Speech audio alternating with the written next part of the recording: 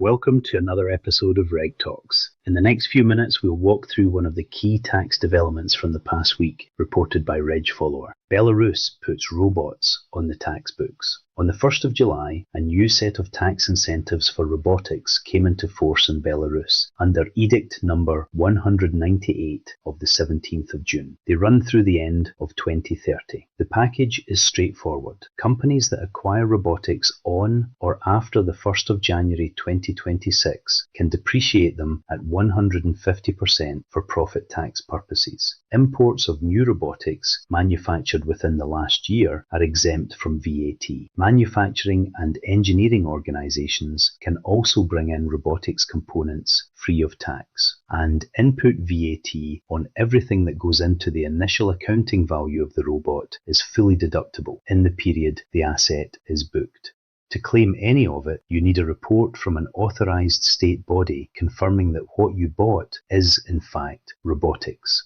There is also a separate set of commercial rights for high technology park residents who develop and manufacture robotics. The right to sell spare parts, to lease out their own robots, and to license their trademarks in connection with servicing them. That is the news. Now the part that I think is more interesting. Last week I listened to a lecture by Stephen Bonovich, Vice President Tax and Trade at OpenAI, speaking in his personal capacity. His argument was that artificial intelligence should not be thought of as a product, but as a stack. Energy, chips, infrastructure, models, applications, and that a tax imposed anywhere in that stack travels through all of it. His conclusion was that tax policy should not make building or adopting the technology more expensive, and that it should support the people whose work it changes. Belarus is not building frontier models, but it has done something that fits that logic almost exactly from the other end. It has picked the one layer of the stack it can actually touch, the physical layer, the machine on the factory floor, and it has made adopting it cheaper.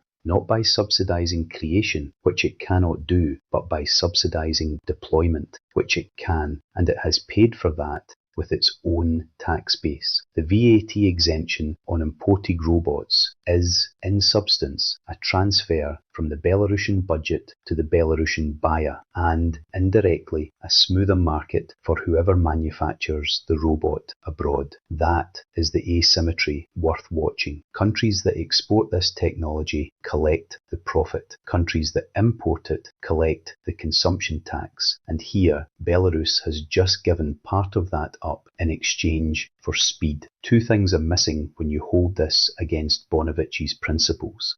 The first is people. 150% depreciation is a reward for capital. There is nothing here for retraining the workers the robot stands next to. The tax code is tilting toward the factor that is taxed lightly and away from the factor that carries income tax and social contributions. The second is the classification gate. Someone at an authorised state body now has to decide where a numerically controlled machine ends and a robot begins, and before long, whether the software that makes it intelligent counts at all. That is where the disputes will be. One design note: an accelerated depreciation allowance is a timing difference. A straight rate holiday is not. As minimum taxation spreads, incentives built the way this one is built will survive better than the ones built the other way. I think we will see more of these. The competition is no longer about